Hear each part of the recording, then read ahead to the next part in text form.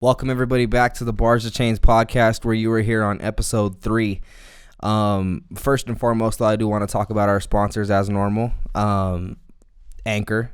Obviously, it's something you need to use if you feel like launching your own podcast or streaming this podcast. Let me kind of just give you a little bit of layout about it. Anchor, obviously, it's free. The creation tool that allows you to record and edit your podcast right from your own phone or computer is an excellent tool to use, and it just makes the podcast super simple to run.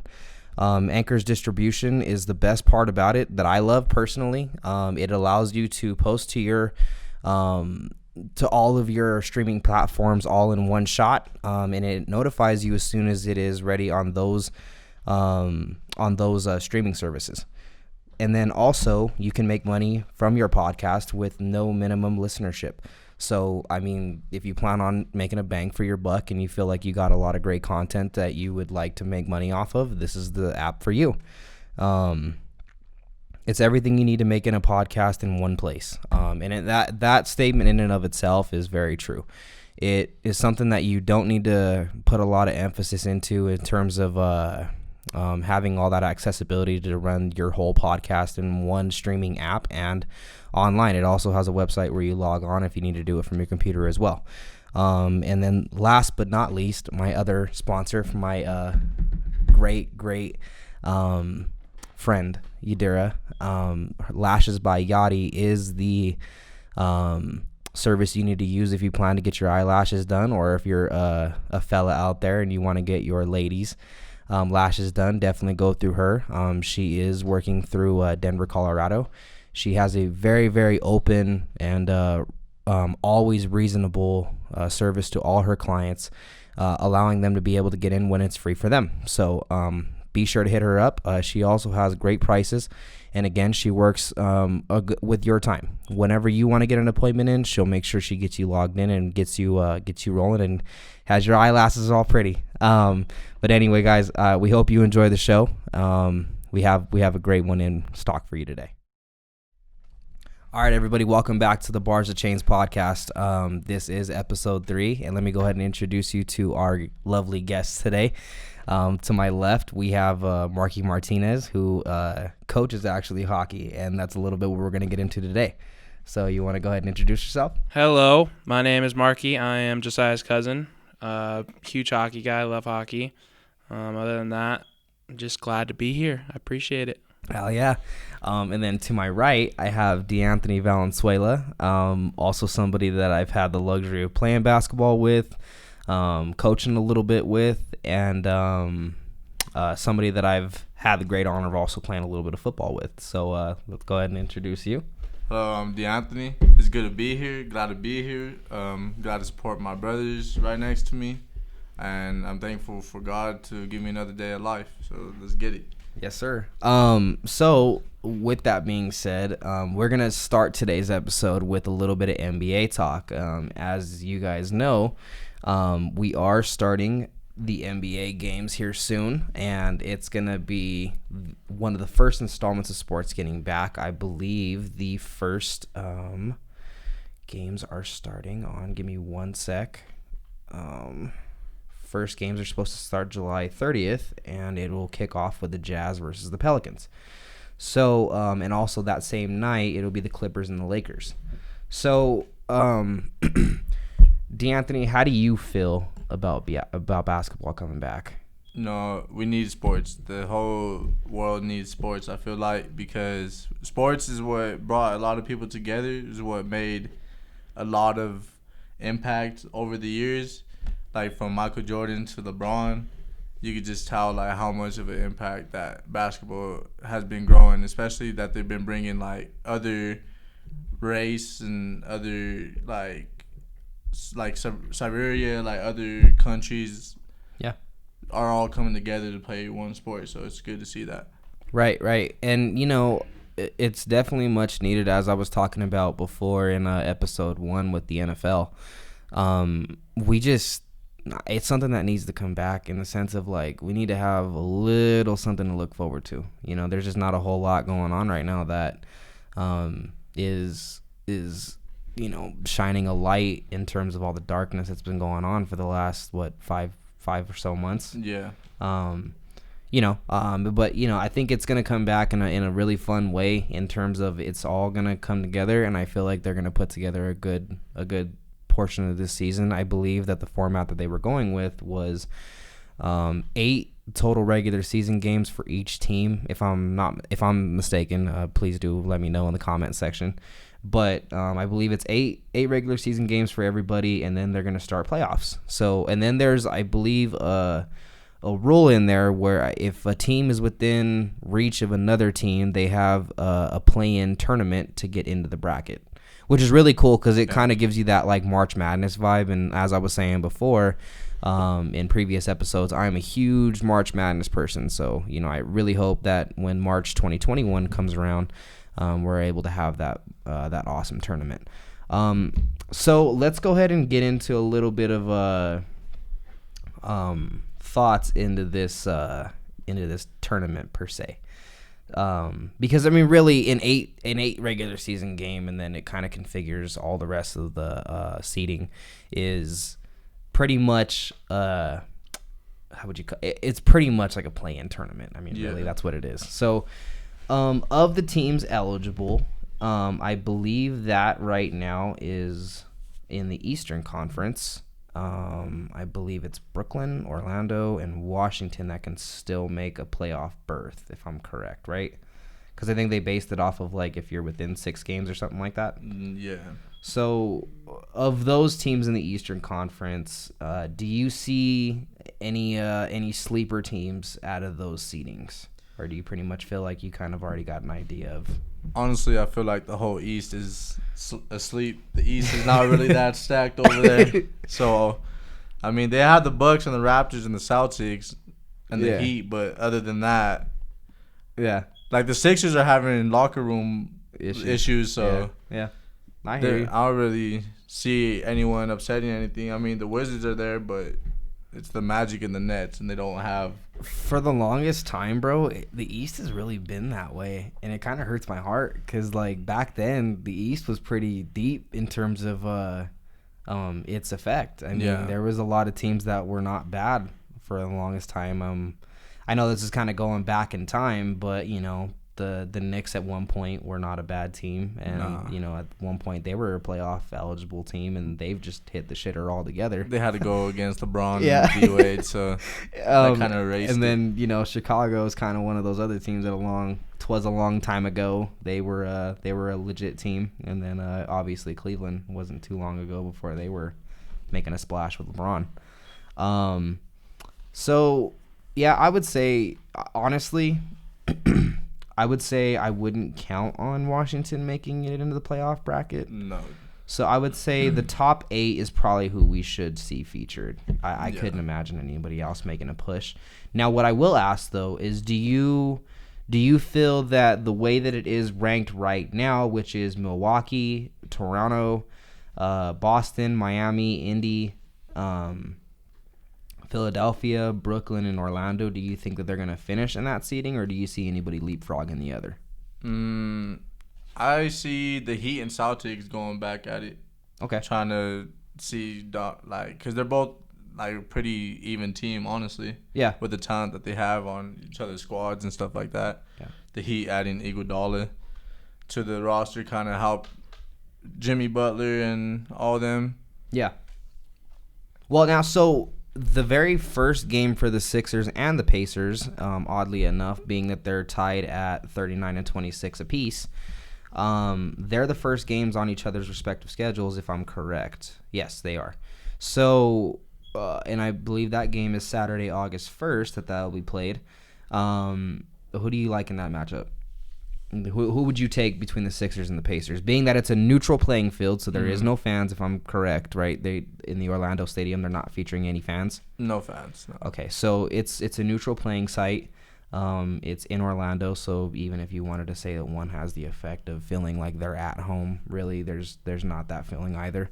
Yeah. So who do you take in that matchup? Probably the Sixers because they have Embiid. Yeah. And Embiid is he's a dominant center, and I don't really see anyone on the Pacers matching up with him. Yeah.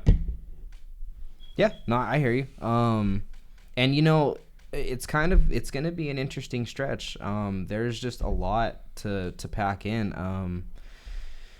It's one of those conferences where it should stay virtually the same, but I would like to say I like to see Philly in the top 4. I'd say they can hop up to Miami. Okay. But I wouldn't say that they end up in top 3 with Boston, Toronto, and Milwaukee. I think that's a little bit of a stretch. Being that there is only 8 games, they would essentially need to win almost all of them, and then they would need Boston to cough up at least half those games. And I'm not sure what the tie-breaking criteria would be for the season the way that it is right now. So I would imagine that their ceiling is probably at top 4. I couldn't see them going any higher than that, along with Indiana. And then obviously Brooklyn, Orlando are probably going to stay in the 7th and 8th spot. They're 9 games out from those, or almost 9 games, I should say. Sorry, from Philadelphia and Indiana. So that'll probably be the seeding there. Now we'll go to the West, since that's the funner conference. Number 1 spot, we have the Lakers. Number 2, we have the Clippers. Number 3 is Denver. We have Utah at number 4. OKC at number 5. Houston at number 6. Dallas at number 7. Memphis at number 8. Portland at number 9. New Orleans at number 10. Sacramento at number 11. And then San Antonio at number 12, and then Phoenix at number 13. So their elimination process has only so far eliminated Minnesota and Golden State. Everyone else is eligible to try and catch into the playoff seeding. Let's start from the bottom. Do you see Phoenix making a run at it at all? They're 26 and 39. The 8th seed right now is at 32 and 33. So they're about a good seven games out or so. Honestly, no, I do not see them doing that. I feel like... Or 6 games, sorry. They're just going to rest their players, honestly. Unless they want to go out there and play, but I would rest Devin Booker definitely. For next season? Yeah. Yeah. That's if I was a coach. Now, with San Antonio, they are currently... Let's see. I believe they're 6 games even out from the 8th seed. Do you see them making a push? No. No? Okay. I feel like it's all done until between the... Honestly, the Blazers are the only team that I see that could get the 8th seed. Right. No other team I don't think could make it in the playoffs bracket. Right. What about Sacramento? Nah. No? Mm-hmm. Now we're going to get into a little bit of the trickier waters, because I did hear some experts that do want to see Zion Williamson make it into the playoff bracket, even if that means, they possibly get their shit wrecked by the Lakers in the first round. But, do you see New Orleans making a little bit of a push to make it? They're only about, I believe, 4 wins off and 3 losses away. So I think that averages out to 3.5 games back. So the 3.5 games back. Yeah. I mean, they could possibly do it, maybe. Yeah.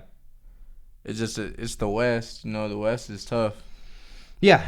Right. And it makes it fun because we don't know what to expect, because these players have essentially been sitting down for months on end, and now they've kind of gotten their little bit of time to be able to get back into working out. But you never know. In years prior, or not years prior, so every beginning of the season, some teams that end up being world beaters at the end look like ass. You know what I mean? So we don't know what to expect. You could entirely see teams that were hot before turn into they're trying to find their stride, and they only have 8 games to do it. Yeah, I just feel like it's gonna be so competitive because everyone's been slimming up Yeah. Like, there's a skinnier Jokic that I'm excited about. There's a skinnier Harden, skinnier Carmelo Anthony. Yeah. When was the last time we saw Carmelo Anthony skinny? It was when he was playing with the Nuggets. I was gonna say back when he was here. So, like,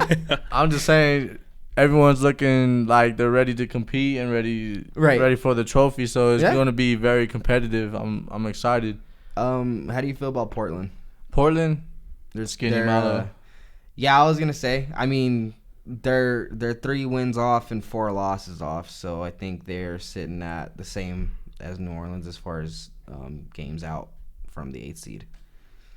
It's kind of tough because, I mean, it's like, essentially if you're sitting and you're like 3 games out, you're kind of in a tough spot because you have to, I believe the way that they're doing it is you have to be within 3 games to be able to contest for the playoff seed, and I think that's where they incorporate the 8th versus 9 seed, and then that person that wins that game takes over that seed.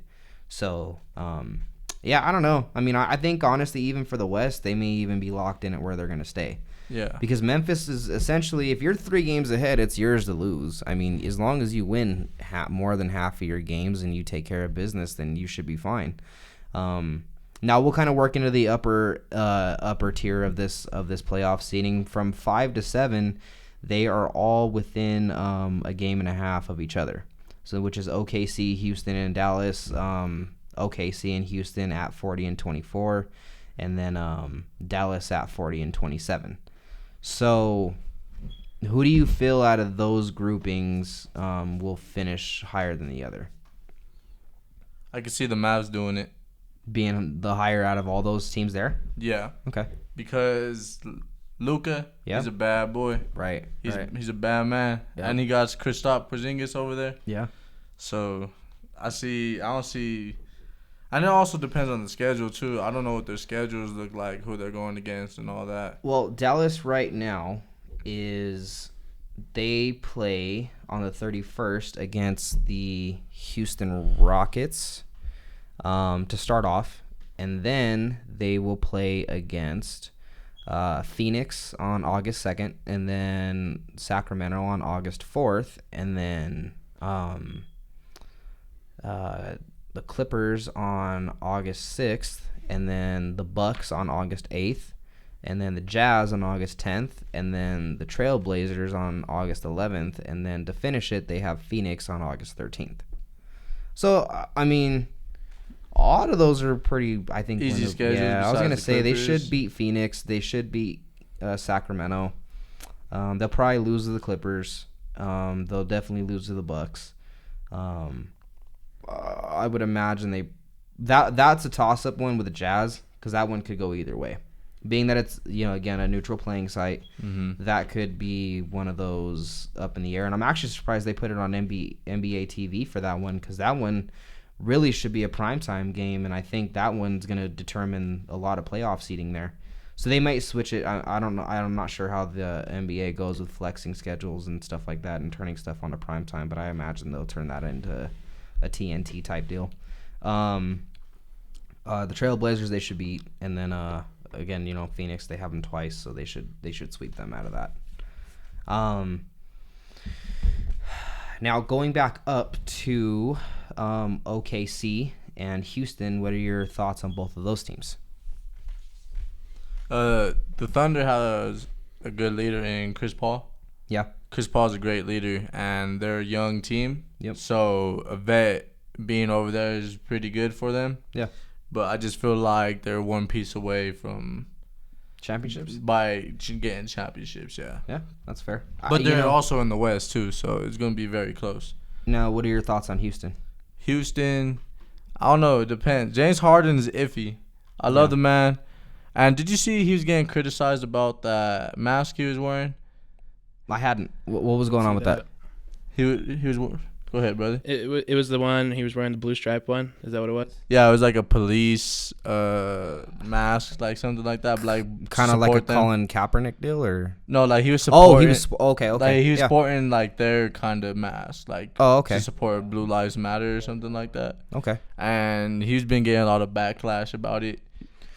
But he honestly said that he didn't know it was like that. And Young Thug even spoke about it, and like Meek Mill, and said that he doesn't have any social media, so he doesn't even know what anything is. He just got it because he thought it was cool. Yeah, he's like, dude, I just thought it looked cool, and everyone's just talking about him. I'm like, bro, chill. Right. Well, at least they let it go. I mean, I don't know what if they let it go, but at least if he... I think people let it go. Yeah, I was going to say, I mean, I would just let it... I mean, if the guy thought it was a cool design, let him rock it. I mean, ironically, wordplay there. Bars, rocket.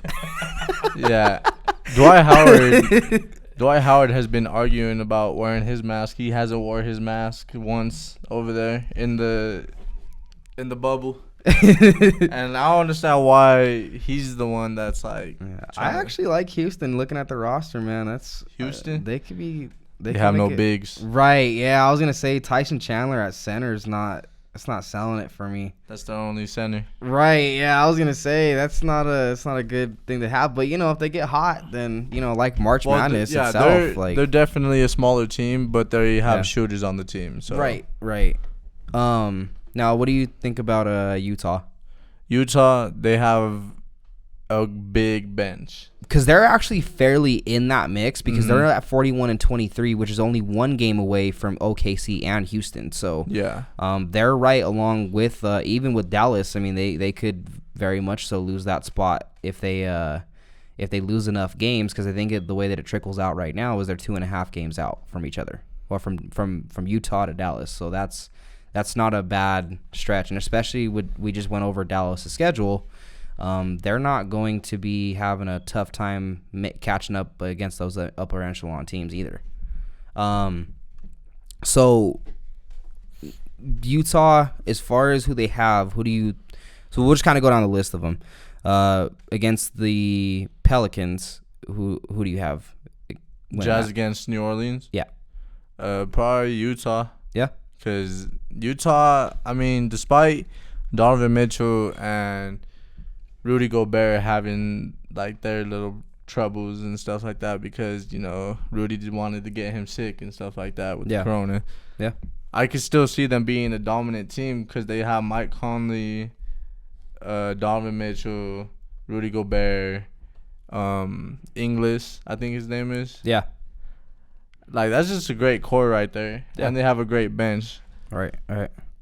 What about the Jazz and the Thunder? I could see Thunder taking it. Yeah. Because a great leader. And that's prime time on Saturday at 1:30 on ESPN. Sounds like a great. Yeah, so I'm going to tune into that one. Yeah, it sounds really great to watch. And then one of Markie's favorite teams here, they got the Lakers and the Jazz. Yeah. I don't know about that one. You got the Lakers winning that? Yeah? I mean, recent times don't watch basketball, but LeBron James on that team, so I'm gonna say yes. LeBron James. Yeah. LeBron James. What about the Grizzlies, D'Anthony? The Grizzlies, I can see Jazz still taking it. Jazz look like they have an easy schedule. Spurs? The Jazz. Ooh, what about this one? The Nuggets? Definitely the Nuggets. Okay. What about the Mavs?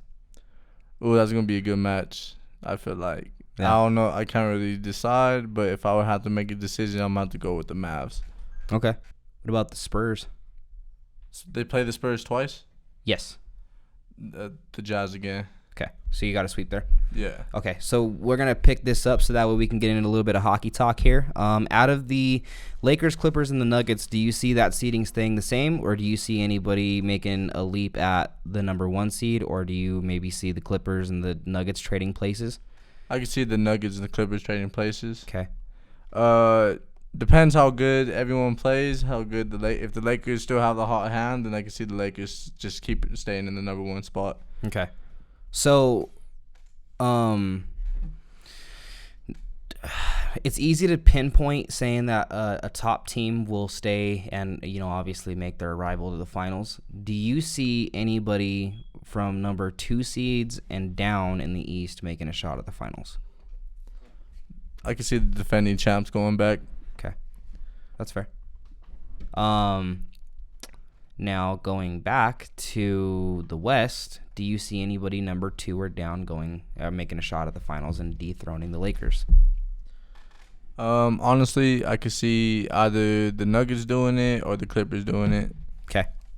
But if not, then the Lakers are gonna win it. Okay. No, I got you. Yeah, I follow. All right, now we're gonna go ahead and shave up some ice. Yeah. The NHL has a slightly different format. They're essentially already in playoff time, right? That's pretty much what they're rolling with. To start off the season, they'll be starting on August 1st, and they will be playing. The Rangers and the Hurricanes will bring back hockey. In terms of actual games, they're going to count here. Who do you like in that matchup? The Rangers, the Hurricanes, the Hurricanes. Yeah. Yeah. Okay. Rangers dog shit. The first day back, the lineup is actually the Rangers and the Hurricanes, the Blackhawks and the Oilers, and then the Panthers and the Islanders, Canadians and the Penguins, and the Jets and the Flames. So, who do you like out of the Blackhawks and Oilers? The Oilers. Connor McDiesel, man. Okay. Panthers and the Islanders. Islanders 100%. Okay. Canadians and the Penguins. Penguins, Canadians suck. The Jets and the Flames. Jets and Flames. Ooh. That's what I was gonna say.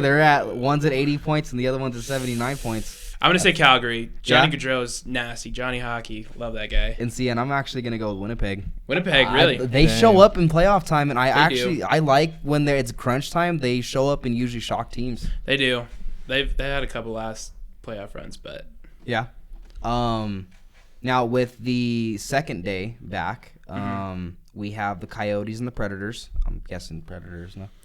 No, honestly, I'm going to go with the Coyotes. Okay. Yeah. Yeah. I'm going to go with the Yotes on that one. I see you. Okay, what about the Flyers and the Bruins? So the way it's working is there's the top 4 teams from the East and the West. They're doing like a little round robin tournament. Yeah.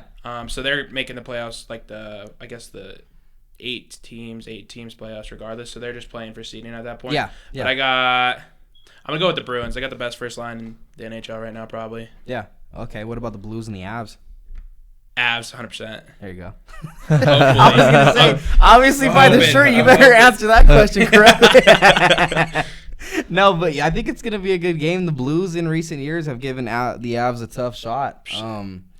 They're reigning champs right now. They just won the cup last year. Yeah, I was going to say, man, that's always a tough one for the Avs, and I always bite my teeth, or bite my lip, I should say, whenever that matchup comes up, because it could really go either way. Mm-hmm. So with the Blue Jackets and the Maple Leafs, who do you like in that matchup? Toronto. Yeah. Okay, that's fair. I would say the same thing. I don't see any magic coming from the Blue Jackets in that one. They had a crazy year last year, though. Yeah. Their little playoff run last year, they swept Tampa Bay. Yeah, I don't know what the hell that was all about. I just remember kind of looking back and forth because, at the time we're still, we're talking NBA playoffs too, and I kind of had seen the Lightning falling down in that series, and I was like, that's kind of weird. And then all of a sudden I just see 4-0 in the sweep. I'm like, well, dude, they're gone. And what about the Wild and the Canucks? That's a toss-up. I'm going to go with the Wild just because I like more players on that team, but that could go either way, 100%. Okay. All right. Well, so let's talk a little hockey. Love hockey. Love so you have been a part of coaching staffs, correct? Yeah. Like not a. You've made your rounds. Yeah. So, as far as because the sport in its true element. Mm-hmm. Are there any concerns that you would have that the NHL could face? Like with the Corona stuff, is that what you're saying? A little bit of the Corona stuff and a little bit of the like how we were talking about the NBA where you're sitting for months on end and then you're asked to come back and play and play at an elite level. Is there drop-offs that you could see happening where teams that may be sitting high-seeded may have an early exit? No, I definitely can. I think for the most part, a lot of teams, especially in the West, had a lot of big-name players hurt.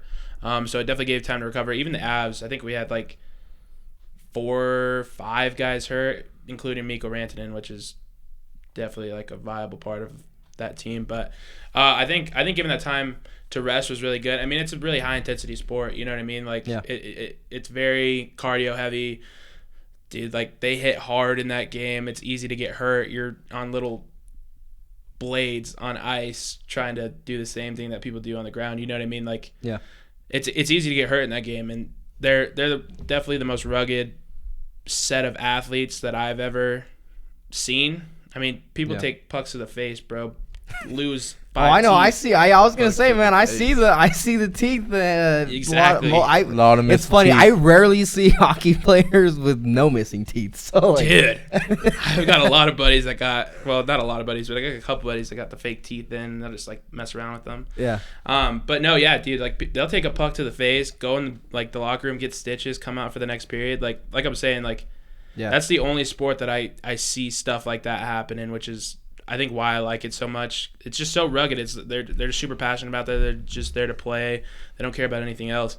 But obviously taking that time off, I'm sure some of the players didn't use their time very wisely. Yeah. And it might do that, but for the most part, I think seeding and stuff is going to be pretty similar to what it was when the season cut off. But yeah.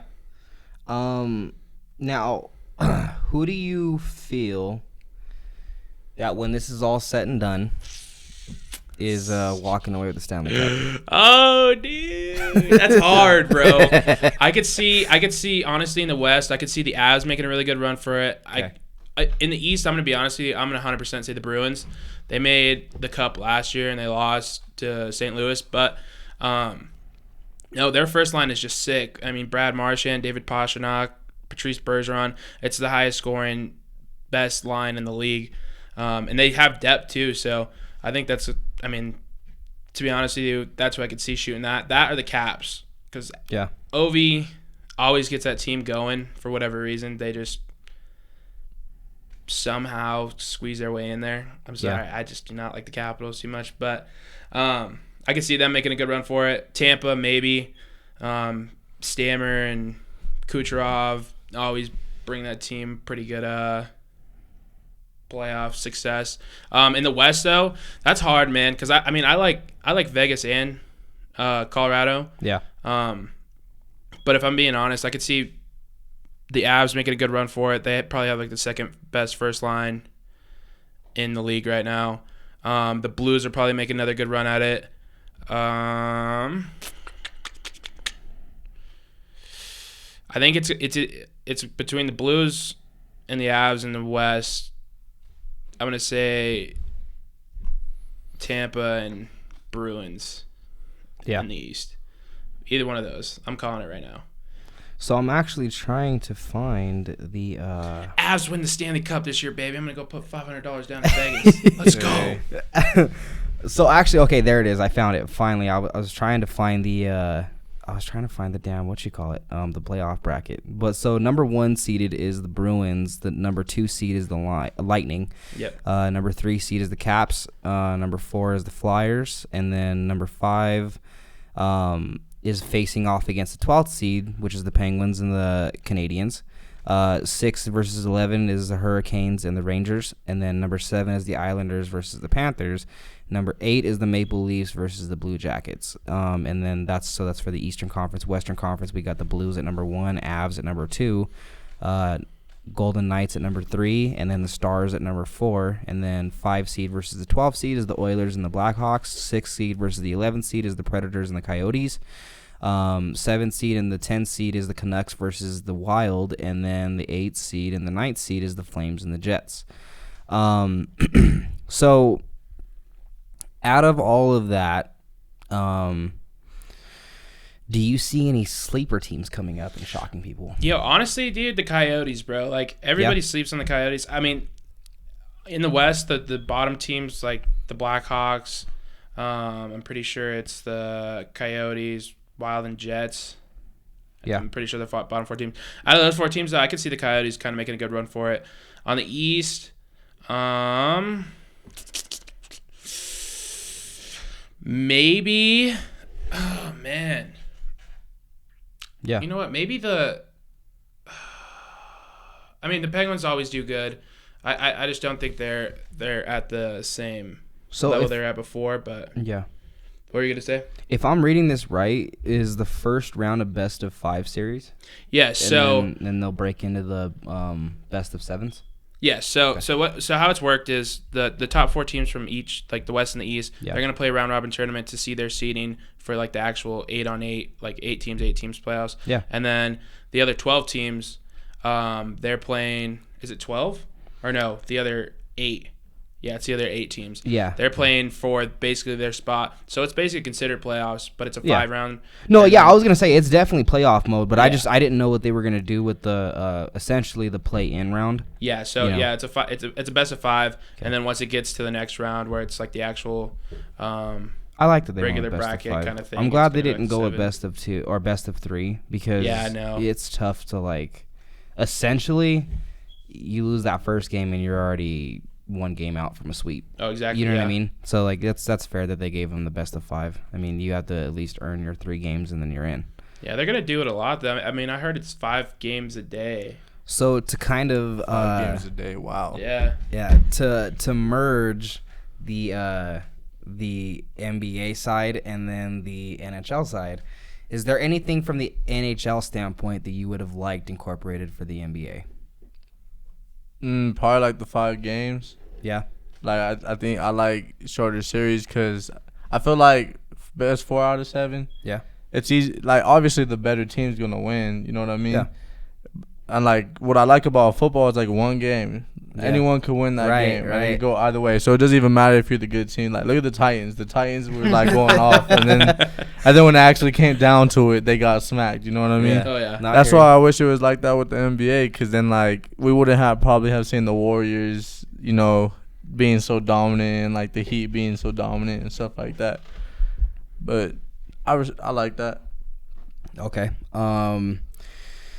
To spin it backwards, do you think the NHL should have done anything that the NBA is doing? In terms of having regular season games as opposed to right off the bat they're starting with the playoffs. I'm not going to lie to you. I kind of like the way that the NHL did it because only 7 teams didn't make that were eligible to make that little playoff series. So it gave like everybody basically everybody that had even the slimmest possibility to make playoffs, it gave them a chance to to be in the playoffs. Like the Blackhawks, bro, that team should have never been in. The Jets probably shouldn't have been in, but you know it's given them a little bit of opportunity to try to show for themselves. Yeah, and I really like the way that they did it. It's definitely hard, man. Nobody could expect like this thing to come up, but I think they did in a really good way. Yeah, no, honestly, not gonna lie, I would much rather have had the NBA go the NHL route. Yeah. Only because I felt like some of the games in the NBA are kind of throwaways. You know, like they did try to make it to where like almost every game's impactful, but being real, you have a lot of games where 4 of your games are kind of throwaways.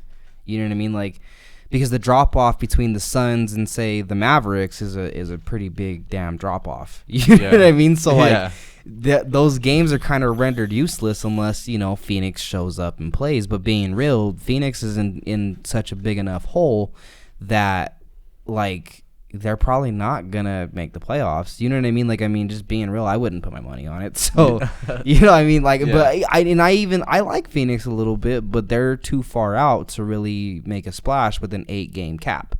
And especially because, yes, hypothetically speaking, they could go win 8 games, but being real, they would need somebody to cough up almost half their games. And if everyone almost has 4 throwaways, is it really even gonna happen? Do you get what I'm saying? Yeah, you need teams to lose and you need to win, and it's just like those favors are just so slim. Oh, and actually, I just got a Bleacher report on the NHL saying that so only 2 positive COVID-19 cases out of the 2,618 tests to more than 800 players since Phase 3 began. So that's a huge milestone. Yeah. So that's, I mean, essentially, if I'm reading that correctly, it's only 2 positive tests out of the 2,618. So that's pretty damn good. No, I mean, Yeah, that sounds good. Pretty fucking good odds. Yeah. Right. Yeah, I was gonna great say. odds. Yeah, I was gonna say that's that seems like we're good to go and get some deacon in. So I mean, now that we're kind of in the portion of the episode where we can start speaking our freely thoughts at the ground level of sports, which we could talk about a little high school and college. Do you feel that all the governing states that are getting ready to start their sports back up are doing it in the correct portions that they should? Like, as far as, like, I mean, I coach at Prairie View High School, and we're kind of getting, basically, I mean, really, we're trying to prepare like as if the season's going to start on time. Do you feel that that is the safe route to go about it? I mean, sports is sports. You gotta get ready for it. So I don't see why would it be a bad idea or anything like that. I'm pretty sure you guys have your precautions, and everyone in the whole country have their precautions and stuff like that to prevent it. Yeah. So I don't see why. Like, I see why people are questioning it, like, because everyone wants to just stay home and like just let the wave get over with and stuff like that. But there's times where you can't. Like, you need to have a job, and that's your job. So you got to do what you have to do to make a living. You know what I mean? Yeah. No, I agree 100%. So I respect that. So and I'm gonna be honest, just to give you guys a little bit of insight of how it's gone. Players are required to stay socially distanced at practices. And as of right now, I'm not sure if you guys are familiar with the terminology, but we are only permitted to do routes on air, which is receivers are allowed to run their routes, quarterbacks are allowed to throw them the ball, but there can't be any coverage yet.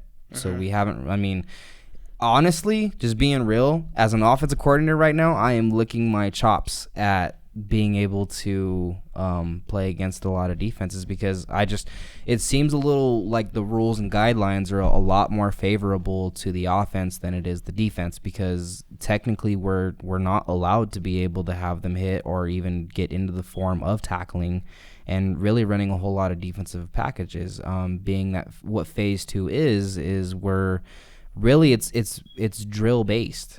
We can have Zoom calls and be able to get them under the understanding of what the defensive and offensive schemes are, but let's be real here. That only does so much. You know what I'm saying? Like, it only does so much for the athletes in terms of preparations. So now, as far as the basketball and soccer and all of those sports are going, I imagine they're abiding by similar. I've seen basketball games actually being played and stuff like that. Like inside gyms and stuff like that. Yeah. Actual. So that's good. That's a good sign too. Yeah, I mean, obviously, like, most of those sports are contact based, but I think, especially on the professional level, they're like taking the most precautions of getting everybody tested, and athletes having to really be like on their stuff about social distancing and not going out and doing stuff. I mean, that's their career, that's their job, is to play sports. So as long as they're following the rules and stuff, and you know what I mean, not putting their fellow athletes at risk, then I think it's a good go. I don't know how the whole high school and college and stuff is going right now, but from what you were telling me, it sounds like it's not too bad so far. So no, yeah, it's actually it's going very, very smooth in the regard of everyone's taking the proper precautions to make sure that the safety of all players and coaching staffs are ensured. That's good. So to kind of wheel back in on a lot of what we're covering here, let's kind of finish up with the how would you say, like, the idea of being able to go to these games at some point. I don't think it's going to be for the NHL or NBA, but from what I understand, the NFL is planning on having fans be there at some point. Before you obviously go into these games, they are having fans actually sign waivers, and I imagine the meaning behind that is they're not held responsible if you get the virus. So, Oh, dang. And I believe if I had read somewhere that the first eight rows are actually not going to be filled because they don't want player and fan interaction occurring. So essentially, for the Packers, their idea of their home games, the great old legendary Lambeau Leap, won't be featured this season. So, what are your guys' thoughts? I mean, let me kind of get your guys' perspective because we're actually all pretty big football fans here. Yeah. Yeah. So, what do you guys think? I know this is supposed to be, hockey and football or hockey and basketball based, but hey, we talk about everything. We talk about here. it all, man. Yeah, there is no script. We talk about everything. everything. Right, there is no script here. We're not going off of anything that we have to abide by here. So let's talk a little bit of football on the back end of this one. So, if you're okay, let me kind of put this in perspective. If you have the option and the funds to go to these games, are you going to go? Of course. Okay. Of course, because I want to experience that. Even if I have to wear a mask and stuff like that, okay. Like even if there's precautions and stuff like that, yeah, I would still pay money to go watch like the Broncos play live. You know what I mean? Yeah, I hear you. What about you? I'm on the opposite side of the spectrum. I mean, I think it's just good that we're getting sports back. You know what I mean? I don't think. I mean, for me, I don't really go to games regardless. I prefer to just watch them on TV. Yeah. But like people are gonna do what they want to do, and as long as they're taking like all the precautions, like I said, everybody's got to sign a waiver, bro. I don't know. Yeah. It seems cool. I mean, but taking a year off from having to go to like sports games, bro, I don't think it'll kill a lot of people. I think it just let them play out. I think we should all just be like pretty excited that sports are actually going to be on TV again. Woo! I know. And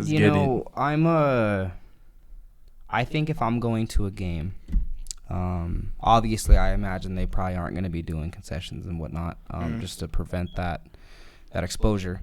But if I'm going to a game, and obviously, I have the proper PPE because I even think I read that you're not allowed to even attend the games unless you have a mask. I don't know if they'll go as far as gloves, but I would imagine it'd probably be recommended. I'm kind of on the siding with D'Anthony, but also on your side as well in terms of I wouldn't go unless, I'm abiding by the proper rules and regulations, and I know that I could be safe. I'm not sure what they're going to do as far as seating arrangements. I think that they had said something about tickets will be allowed to have certain parties, and then they're going to give you like 1 or 2 spaces between that party, and there's not like sitting right next to each other. That's kind of going to be good. I remember I went to the Jacksonville Jaguars game this year against the Broncos. Yeah. And I was next to nothing but like Jaguar fans, like Minshew fans, I should say, because they all had the mustache and the headband and the sunglasses. Let me tell you, I was so mad that we lost that game because they were so happy. And I was talking mad stuff to them the whole entire day. I was like, yeah, and then they won at the end, and I was so mad. I was sitting on the curb and everything. Bro, you should see me at Bronco Raider games, bro. Oh, dude. I go every year. I can't miss that one. But, I'm not going to lie. This is going to be a different environment. Like, yeah.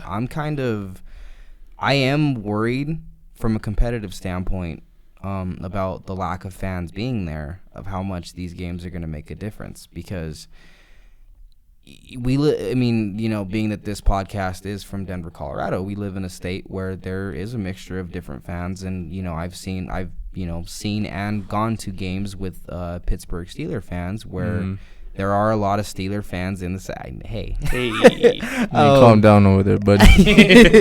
No, but there are a lot of Steelers fans in the fan sections, and even for Raider games, there are a lot of Raider fans that show up to the games. Oh yeah. They're even just across the board, but it is a pretty big mix of what are the rules and regulations on who they allow into games? Are they going to allow certain fans, or is it going to be a free-for-all? And you could go into games where you have pretty much a big old massive opposing fan base that bought all the tickets before the home team did, and you have a game where it's basically a home game for the opposite team. You get what I'm saying? Like, you catch my drift? That's true. Like, there are some concerning things to it, you know. But you know, I think overall, I'm talking from the perspective of the game itself. I'm happy that the sports are back. Yeah. That is the most important part. No matter how it finishes, I'm sure they may even put an asterisk next to the championship. I know they will definitely for the NHL and the NBA. Yeah. There's going to be an asterisk next to the winner who takes it all. But it doesn't take it away from them accomplishing it, because a championship is a championship. You know, we've seen lockout seasons where teams have gone and there's half of a schedule, and they've taken it, and you know, nobody holds it against them or makes it sound like, oh, well, you didn't earn that one. You know what I mean? Yeah. So yeah, there is that. But to turn it into, since, you know, the Bars to Chains logo is, you know, we're talking chains in terms of who's moving the chains in sports, let's go talk a little bit of bars, about who's spitting hot. On the way up here shooting this episode, we had listened to Joey Badass's new releases. How did you guys feel about that on the way up here? The tracks on this one were pretty hot. My personal favorite was the track that he had with Pusha T. Pusha, as always, delivers in bars and straight killed it. I'm not even gonna lie. We don't like Pusha T over here. No, you're not a big no. What? Is that because of the feud with Drake, or? Yeah, it's because of the Yeah? feud with Drake. I ain't gonna lie, man. I ride for my brothers. You feel me? You come for one of my brothers, we coming back for you. You feel me? Oh yeah, No Explanation was my favorite track on there. Pusha T annihilated it, and I'm a Drake fan, but you know what? Like, I love competition. Yeah, I of love course. seeing the Yeah, other of ones course. try to outspit each other. Mhm. Now, what I will say out of that whole altercation, I didn't think it was fucked up what Kanye did. Oh yeah. A little bit out of, I still hold a little, not a grudge, but I have a love-hate relationship with Ye when it comes to his personal side and his music side, because he's goated personal side, he's goated music side, but you know, some could argue that he may not make the wisest of decisions. Yeah. Did you know that? Did you know that Pusha T actually was gonna put another diss track out on Drake on Pop Smoke's latest album? Yeah, I heard about that. And it got pulled because I forgot who it was. I think it was Young Thug. Young Thug called him out on it, and he was just like, "Why are you still trying to like cause problems and stuff like that?" Yeah. So that's another reason why I don't like pushing it, because he's always trying to start He problems hates and the stuff Young like that. Money family altogether, because he was taking shots at Lil Wayne a while ago. Yeah. Pusha T. He just doesn't like them, and I think it's because of some bad business that had gone on. That's what I had understood about the whole beef. Well, he needs to get over it. he needs to be in a dog. Get over it already. Just start with this beef and stuff all the damn time, man. I like competition, but I'm not big on beefs, because it takes away from the element of being able to be creative. Yeah. Like, I mean, look at the situation that happened with Jay-Z and Drake himself. Oh yeah. They had this vendetta where, like, they missed time where they could have done collabs on certain projects, and it would have been dope, you know. And then they wait until I believe Talk Up was the official breaking of that beef, correct? Like, that was the comeback. Honestly, They're them putting their differences aside and they're back to being professional with each other. Yeah. And then obviously the episode that I just had talking Drake's album, he murdered that Jay-Z beat, and you know, it seemed like Jay-Z showed some love towards it, you know. Yeah. When you bury those beefs, they actually, like, you know, they make for a better lighting, they make for a better circumstance. Oh yeah. You know, so I would love to see at some point in time, you know, Drake and Pusha T bury their beef, and maybe make some good music together. Hopefully. I don't know how well they would blend. I would think they would be a good blend. I mean, would you? Well, have you listened to Drake's new song? Well, he has 2 new songs with DJ Khaled, Grease and Popstar. I haven't gotten a chance to stream them yet. No, I haven't. So Drake's getting a lot of backlash about the Grease because he sounds just like The Weeknd. Oh, I think did I hear have about that. heard of that. He sounds just like The Weeknd. So honestly, like, I'm a big Drake fan. I ain't gonna lie. Well, didn't the other one draw some controversy because he was, or maybe it was J. Cole, but they were talking like really, really not cool to women or something like that. Like it was kind of like he was, but I thought it was Drake because I thought there was something going on where he was like bad mouthing his wife or not his wife but his baby mama or something like that. Oh yeah, I mean he just said that his baby mama is lucky. That's like that goes. That's pretty much it. Here's what he was saying. She's just lucky that she's just lucky to be his baby mama. That's pretty much it. Nothing too much. He wasn't really disrespecting her. He was just basically saying like she's just one lucky bitch, you know. Oh. Oh man. Man. Nah, no, well, you know, they're a little I mean, she was a porn star. Come on. Yeah, I mean, no disrespect to the porn star women out there. We all respect all women of all kinds. Oh my God, bro. Well, you know, those that you know me, I have nothing but respect for women. And yeah, we that's love women. my thing. You know, but with that being said, you know, there's a little bit of validity to it. You know, there's kind of some women out there that get married to these big old mega stars that, you know, kind of seem like they're taking the gold shovel into the dirt. You know what I mean? Yeah. Just this week, I believe. Well, just this last couple of weeks, I had seen some stuff on Dr. Dre and Nicole not staying together, and she wants $400 million for I believe it's marital or spousal support, and all of their kids, I believe, are over the age of 18, so she's not any longer raising them. I mean, in the regard of their minors, you know. Now, I won't, you know, my personal opinions on it, you guys can check it out on social media. I have voiced my opinions on it, but not big on it. Not to the portion of, it's not, to me, it's not cool that, like, 400 million, you can sit on $1 million your whole entire life, and then 400 million is like you can pass it on for generations. Yeah, you know what I mean. And I feel kind of rough. I haven't read up on what the separation is regarding. Now, if it was out of him not being loyal, then by all means, I get it. You know, but if it is just a hey, I don't want to be with you anymore, and I don't want to be with you anymore, then that's not cool to try and, you know, run your ex-husband. Yeah, because like at some point you loved them, you know, right? If you really love somebody, you wouldn't want to hurt them no matter what, regardless of what. Right. No, you're right. And you know, that kind of brings us into our other love triangle. Oh, dude. We just listened to that track on the way up here as well. The Entanglements by August Alsina and Rick Ross. Oh man, poor Will Smith. Oh my goodness, he did nothing. He really didn't do nothing. He didn't ask for none of this. Like he literally is just like if you look at the videos of like Jada Pinkett and him like talking, you can just tell like he's like, why does she have me right here? The look on his face, bro, was like, you're lucky they're recording this shit. Yeah, exactly. You're lucky this could be held against me in a courtroom. Like, you know, but what I will say about Will is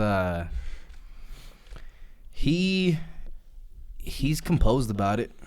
Yeah. I will give him that. He's not being wild, and you know, most celebrities like that are pulling, you know, oh yeah, I'm gonna hit the studio and I'm gonna go and, you know, be wild about it. He's at least keeping his composure about it. But you know, I will fault August Alsina about it because that's not cool. Like, I mean, I know celebrities are celebrities, and I know it's just, you know, most of it's a lot of show than it is actual stuff going on. But if we're taking it from a standpoint of this is actual real, you know, circumstances, then, you know, I don't, you know, that's kind of rough to go and feel that you were kind of, in a sense, being a home wrecker, and then all of a sudden you're kind of advertising it for its laughability, in a song that was with Rick Ross too. By the way, Rick Ross had kind of murdered that verse that he did on there. I like that one, but you know, like I said, I mean, it just kind of seems that, you know, unfortunately, the Hollywood version of these stories that come out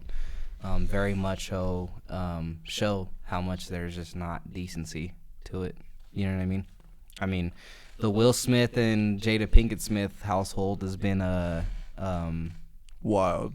yeah, wild to say the least. From the kids. Yeah. Like, jeez. Yeah. No, I mean, I blame Jada Pinkett. I just feel bad for Will, man. They definitely do not get that from Will Smith. I promise you. I honestly, like, Will Smith's a cool dude. You know, he's a great actor. You know, but Yeah, he's not out of the ordinary. You know what I mean? Yeah, no, that's fair. Wow, man, it's been good today. This is we're gonna have to bring you guys in more regularly. I like today's vibe. I like today getting into a lot of some ice and some hoops.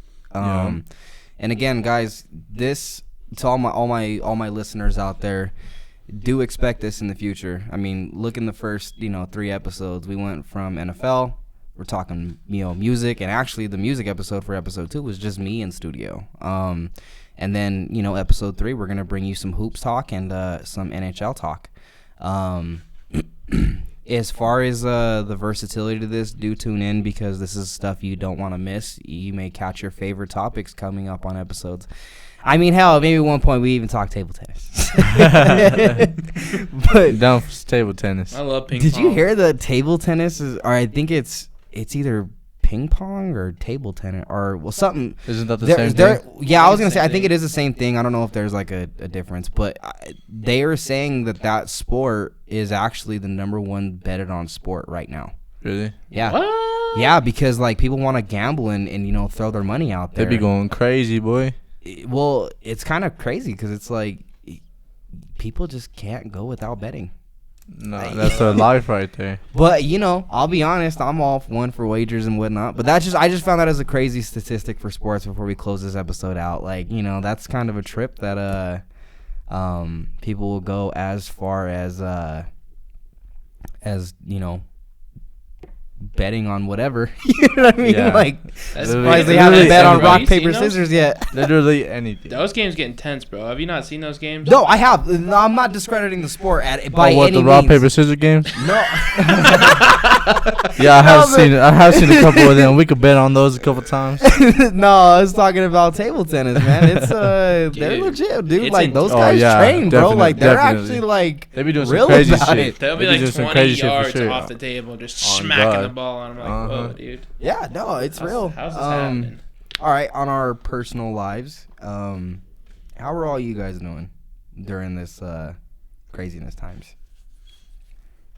I'm living, man. So I'm just thankful to be here every day. Thankful to have my head up. Thankful for the clothes on my back.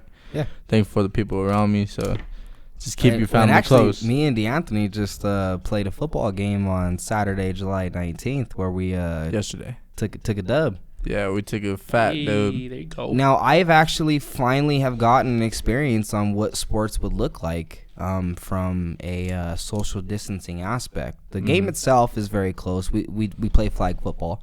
But the game itself, they allow you to pretty much engage like how you would normal football. There is no specified rules that you have to abide by other than the first portion of the game, which is you are supposed to be 6 feet apart at the coin toss between the officials and yourself. And then you have to not shake hands with the opposing team. You just kind of like put a fist up in the air and, hey, good game. You know what I mean? So I think with all that being said, sports is going to look a little different, but we're very blessed to have it back.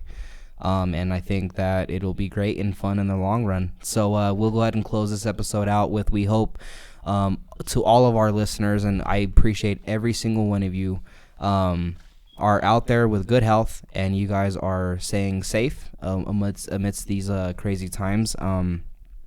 Also, we are planning to try and drop some merch out to you guys. I'm actually in the process of getting some masks made in case any of you guys want to rock the Bars the Chains logo while going out to your local convenience stores or anywhere you go. And also we the same person that had done the Hellbound merchandise, which another big shout out to my cousin Darian, on his masterpiece Hellbound. You can find that on Spotify as well. Go stream it. By Ghost Kid. That's his name. Is we're in talks of trying to put some merch out for the podcast itself, get some shirts made, maybe some extracurriculars. I believe I have a spot that can make snapbacks for all my fellas and ladies out there that like to rock snaps, and being able to get those out to you guys. So we'll keep you guys tuned in on that. Make sure you guys follow us on social media, on Facebook, Twitter, Instagram, Spotify, YouTube, and many, many more. At Bars to Chains, you can find it Bars to Chains, or you can find it Bars to Chains podcast. Either one should pop up for you, and please send us a follow, like, and a share, and a subscribe, and the whole 9 yards, because this is where you definitely want to be pulling your sports information, and we're always fun on here. We make it as fun as possible. So again, guys, I love you all. Thank you guys all so much for tuning in. Again, big thank you to Markie Martinez and D'Anthony Valenzuela. Appreciate it. Thank you for having me. Yeah, no problem, man. Anytime.